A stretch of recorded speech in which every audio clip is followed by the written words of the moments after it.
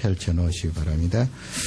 들으신 대로 열왕기는 히브리 성경에 하나로 되어 있다고 했습니다. 그걸 지금 우리가 가지고 있는 성경, 영어 성경, 또 헬라어 성경이 있죠. 70인역 반으로 이렇게 나누어서 열왕기, 상하 그렇게 되어 있고요. 그 내용과 목적, 저자 다 동일합니다. 그래서 별도로 열왕기하에 대해서 하지 않고요. 오늘 바로 열왕기하 1장으로 들어가도록 하겠습니다. 열왕기하 1장은 아하시야라는 북쪽 이스라엘의 왕이 등장을 하는데요. 그 아하시야는 바로 오므리 왕조의 세 번째 왕 되겠습니다.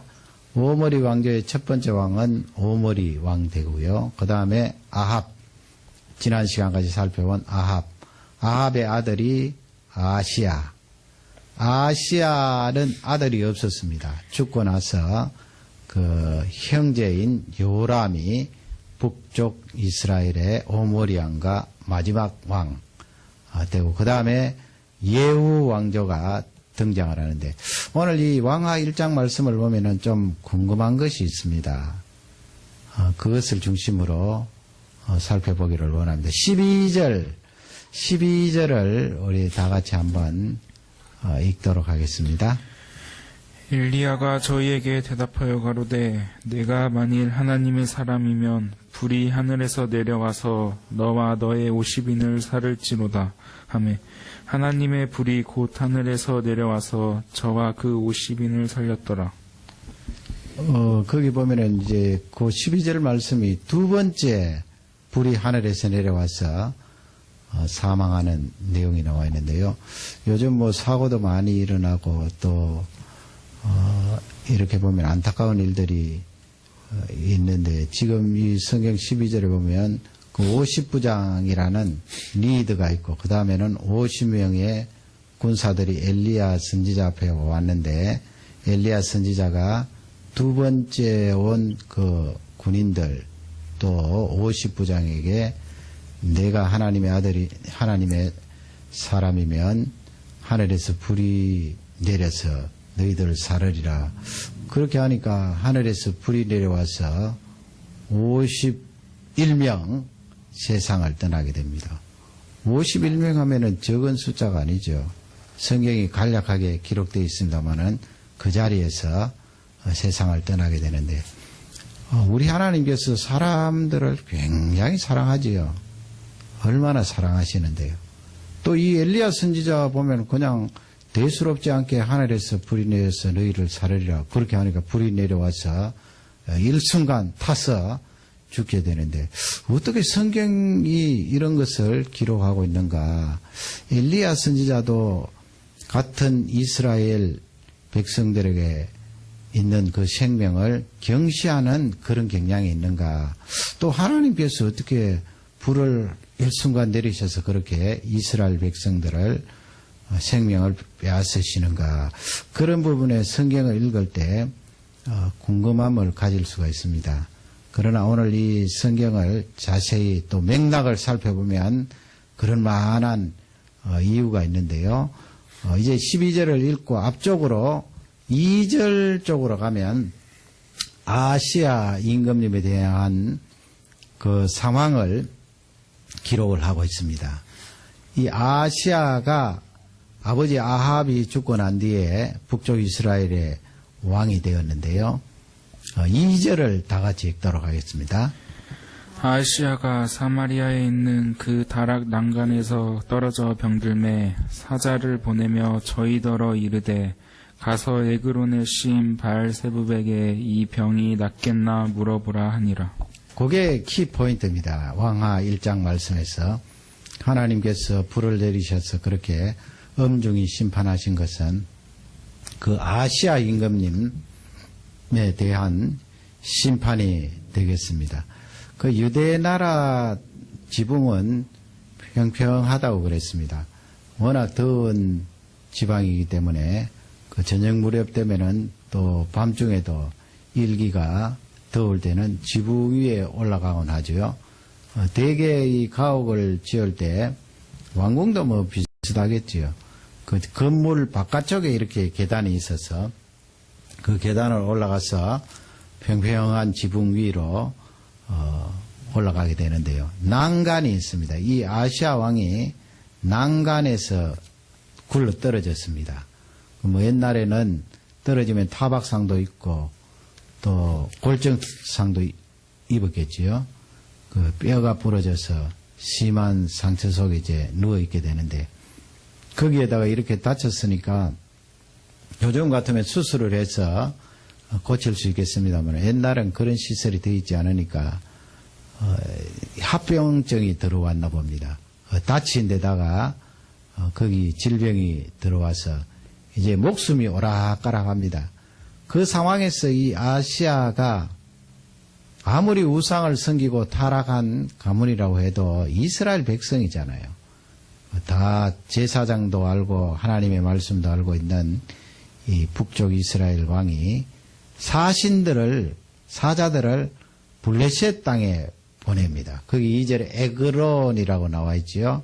그 블레셋에 뭐 가사, 아스돈 뭐 그런 성읍이 있는데 에그론은 가장 북쪽에 있습니다. 그러니까 북쪽 이스라엘 사마리아와 멀지 않는 그런 지역이에요. 그곳으로 사자를 보내어서 자기의 이 병이 죽을 병인지 아니면 살 병인지 알아보게 했습니다. 바알세붑이라는 그런 단어가 나오죠. 바알세붑.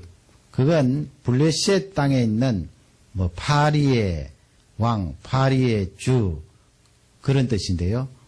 우상의 이름이에요. 에그론에 있는 우상에게 사자들을 보내어서 그 우상을 섬기는 제사장들이 나의 질병이 어떤지 이게 살병인지 알아보게 했습니다. 그러니 아마 대개 이 우상을 섬기는 자들은 이런 질문을 받게 되면 좋게 해석을 하잖아요. 좋게 해석을 해서 당신이 살겠습니다. 그런 대답을 아시아가 기다린 것 같아요. 이게 큰 잘못이죠. 그 하나님의 심정을 3절 말씀에 그렇게 표현을 하고 있습니다. 지금 여러분 열왕기하는 타락하고 하나님 떠난 이스라엘 백성들을 하나님께서 포기하지 않으시고 끝까지 이렇게 따라가시면서 돌이키시고 그들을 건지시려고 하는 그런 마음이 쭉 담겨져 있잖아요. 그런데 이 아시아 대에 와서 이렇게 우상에게 물으러 사람들을 보내니까 하나님께서 굉장히 섭섭해 하신 거예요. 얼마나 섭섭할까요? 3절을 다 같이 읽도록 하겠습니다. 여호와의 사자가 디셉 사람 엘리야에게 이르되 너는 일어나 올라가서 사마리아 왕의 사자를 만나서 저에게 이르기를 이스라엘에 하나님이 없어서 너희가 에그론의 신 바알세붑에게 물으러 가느냐. 그 하나님의 심정을 그 3절에서 잘 나타내고 있습니다. 그러니 이 왕하 1장은 2절, 3절을 꼭 놓치지 말고 읽어야 그 다음에 9절 이하에 나오는 51명씩 2번 불에 타서 죽는 그것이 충분히 이해가 됩니다. 우리 하나님께서 보세요. 지금 오므리 왕가에 그 이세벨 들어왔고 바알, 아세라 우상 얼마나 지독하게 우상을 섬겼나요? 엘리야 선지자가 갈멜산에서 그렇게 바알 선지자들을 처단하고 우상을 제거하려고 했지만은 끝까지 북쪽 이스라엘이 우상을 버리지 않고 나아갔습니다. 하나님께서 아합을 심판하시고 데리고 가셨는데 그 아들이 그 정도 되면은 또 돌이킬 만한데 돌이키지 않아요. 그럼에도 불구하고 하나님께서는 끝까지 따라오시면서 그들을 돌이키고 구원하려고 하는 그런 심정을 잘 나타내고 있습니다. 아시아에게 엘리야 선지자를 통하여서 뭐라고 지금 책망을 합니까? 이스라엘 나라에는 하나님이 없어서 저 우상 땅 블레셋에 바알세붑에게 사람을 보내느냐. 그게 하나님의 심정이에요. 아무리 네가 신앙이 없고 우상 섬기는 자라고 하지만은 이 이스라엘 백성은 아브라함의 후손으로서 하나님의 말씀을 받은 하나님의 자녀가 아니냐. 이집트 땅에서 너희들을 건져주고 가나안 땅에 정착해서 지금까지 살도록 한 주인 전능자가 바로 여호와 하나님인데 왜 이 땅을 주신 여호와 하나님에게 묻지 않고 블레셋 땅에 사람들을 보내어서 우상에게 물어보려고 하느냐. 그것이 하나님의 심정이에요. 너무너무 섭섭한 거예요. 어떻게 해서 이 북이스라엘 사람들이 이렇게 타락하고 이렇게 나를 벗어났는가. 하나님이 이스라엘 백성들을 그만큼 사랑했다는 거죠. 사랑하는 마음이 없었으면 그렇게 간섭할 필요도 없는 거예요. 끝까지 따라올 필요도 없는 거예요. 하나님께서 이스라엘 백성들을 끝까지 사랑하고 그들을 건지시려고 하는 간절한 마음이 있었기 때문에 아시아를 향하여 책망하고 이 땅에 여전히 나 여호와 하나님이 있지 않느냐, 그렇게 엘리야 선지자에게 말씀을 주시고 계시는 내용입니다. 4절을 또 읽도록 하겠습니다. 그러므로 여호와의 말씀이 내가 올라간 침상에서 내려오지 못할지라 내가 반드시 죽으리라 하셨다 하라. 엘리야가 이에 가니라. 하나님께서 엘리야 선지자를 통하여 아시아가 그 병들어 있는 그 상태에서 고침을 받지 못하고 죽겠다, 그렇게 말씀으로 선고를 하십니다. 이런 상황에서 아시아가 보낸 사자들이 있잖아요. 블레셋 땅으로 끄덕끄덕 하고 있는데 엘리야 선지자가 말씀을 받고 그들 앞에 딱 가로막아 서서 하나님께 받은 말씀을 그들에게 전하는 거예요. 그 사자로 간 사람들이 엘리야 선지자를 알아볼 거 아니에요. 물론 본문에는 왕이 물었을 때 모른 척 했습니다만 엘리야 선지자 모르는 사람이 어디 있어요.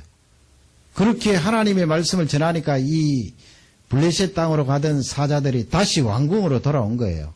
아시아가 시간적으로 봐서 너무 급하게 돌아오니까 왜 너희들이 그냥 왔느냐 물으니까 이러쿵저러쿵 해서 어떤 사람이 하나님의 말씀을 전합디다.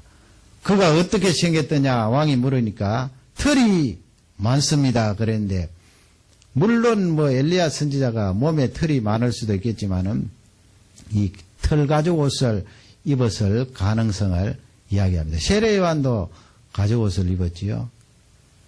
그리고 허리에는 가죽띠를 띠고 있었습니다 하니까 금방 아시아 왕이 알아봤지요. 아, 그 사람은 바로 엘리야다.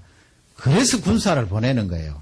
50명, 그리고 그 50명을 리드하는 50부장 보내어서 엘리야 선지자를 잡아오도록 해라. 오늘 성경을 다 읽지는 않습니다만은 이 50부장이 엘리야가 있는 그 장소로 나왔더니 아마 야산인 것 같아요.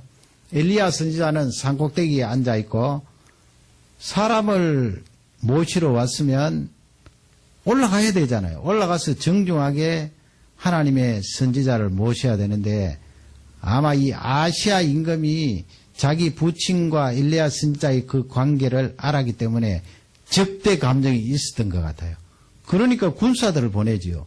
50명이나 그렇게 보내어서 잡아오도록 하고 격려를 했는데 이 50부장이 엘리야 선지자에게 나아가서 정중하게 한 것이 아니고 아시아의 태도와 비슷하게 산 아래쪽에서 왕의 명령입니다. 속히 내려오십시오. 거기 뭐 하나님의 사람이여 그렇게 부릅니다마는 그것은 일종의 엘리야 선지자를 비난하고 조롱하는 거예요.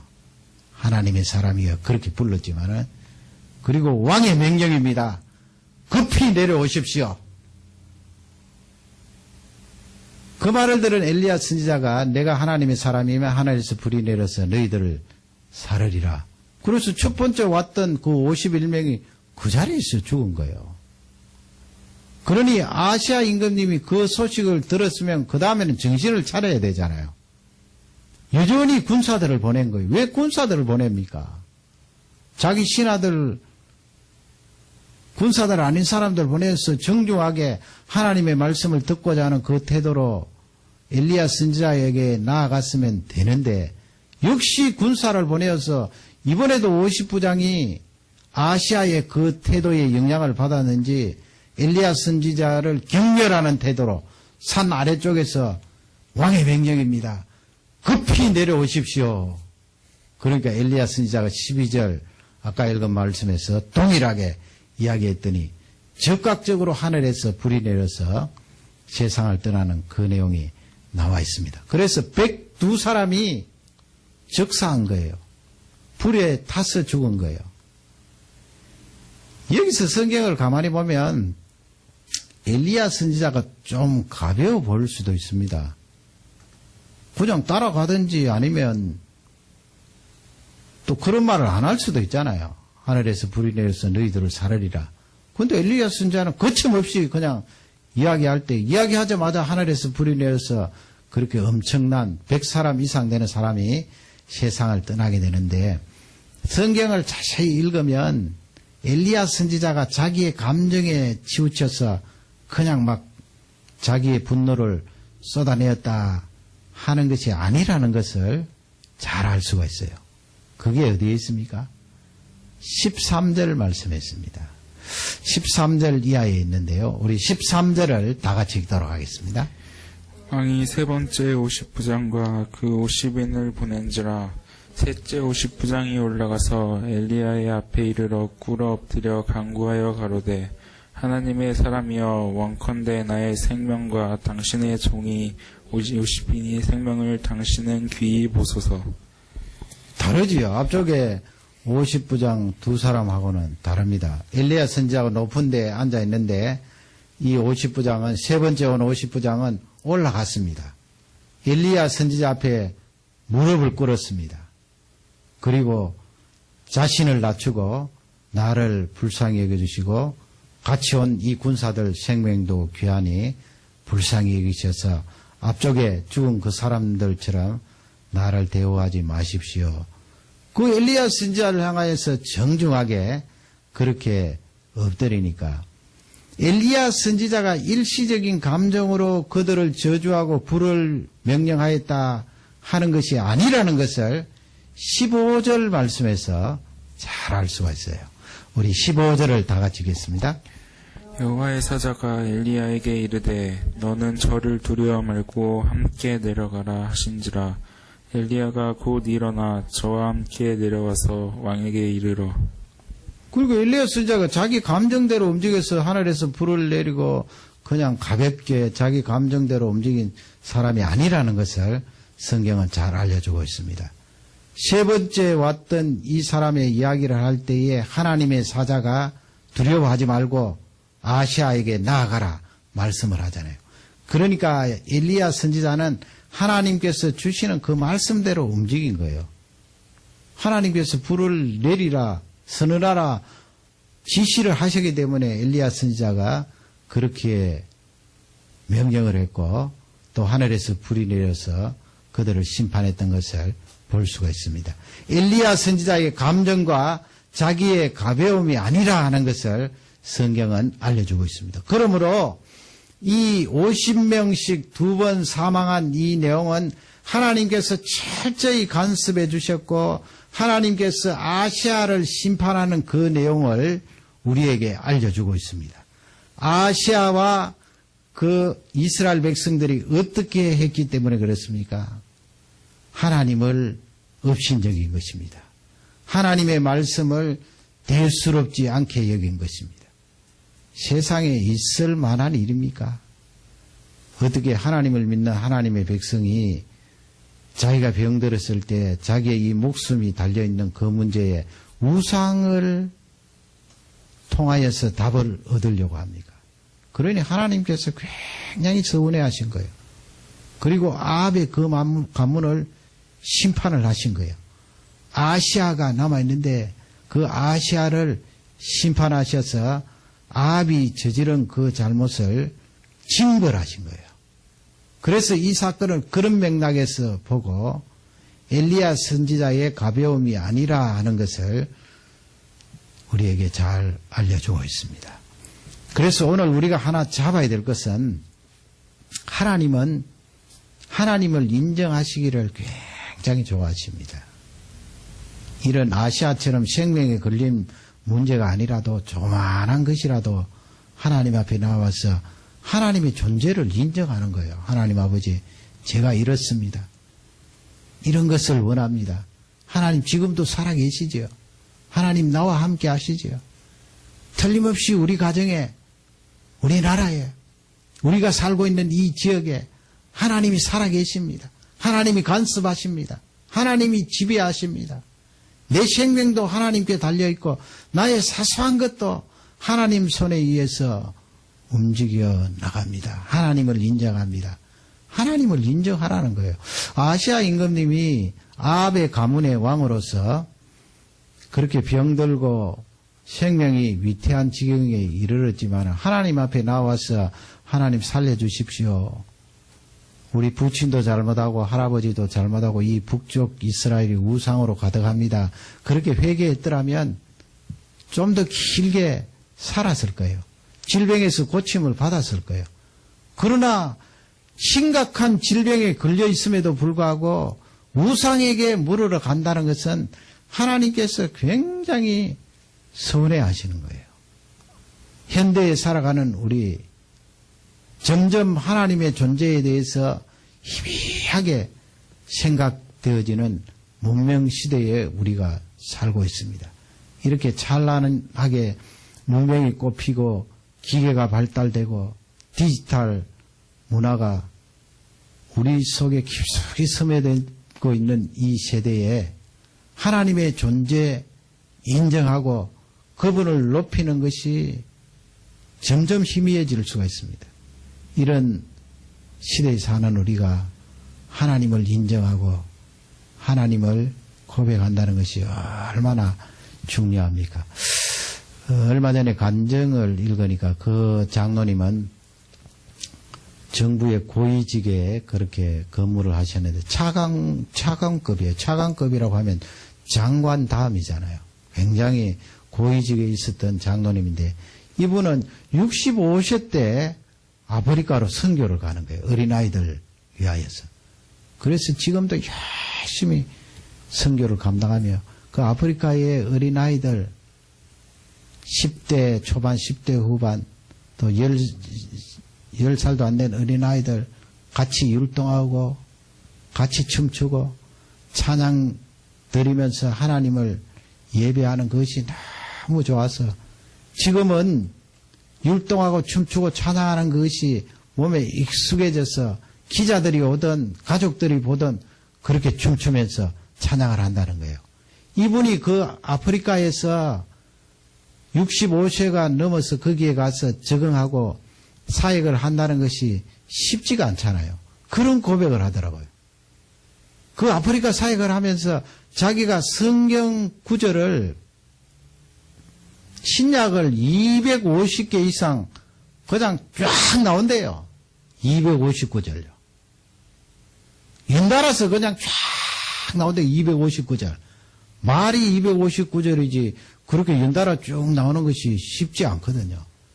성경 구절을 그만큼 외우고 연달아 암송을 할 때 하나님 힘을 주시더라는 겁니다.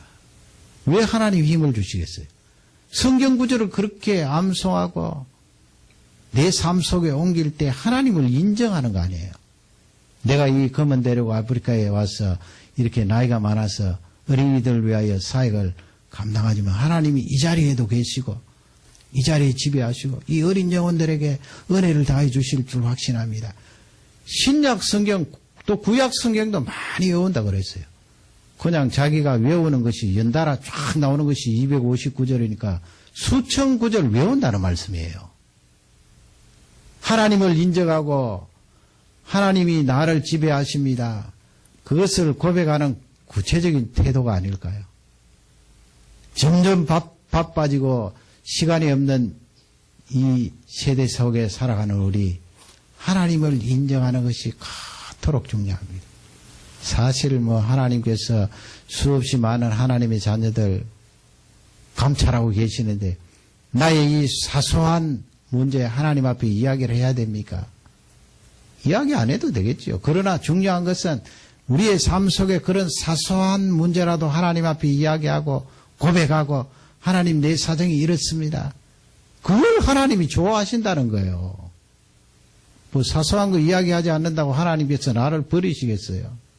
그게 아니고 긍정적으로 말씀을 드리면 그런 사소한 것까지 하나님께 말씀드리고 하나님을 인정하는 삶이 우리에게 절대적으로 필요하고 또 이 장로님처럼 하나님의 말씀을 계속 외우는 거예요. 그 왜 계속 외우는 것이 인정하는 것 아닙니까? 비교를 해보세요. 아시아 임금님은 자기 죽을 때가 되니까 너무나 다가봐여서 우상에게 사람을 보내어서 자신의 생명을 진단해 보도록 했는데 하나님이 보실 때는 기가 막힌 거예요. 오늘 우리는 이 말씀을 통하여서 하나님을 인정하고 조그만한 것 하나라도 그분의 지배를 받기를 원하는 우리 모두가 되기를 주님의 이름으로 축원합니다. 기도하겠습니다.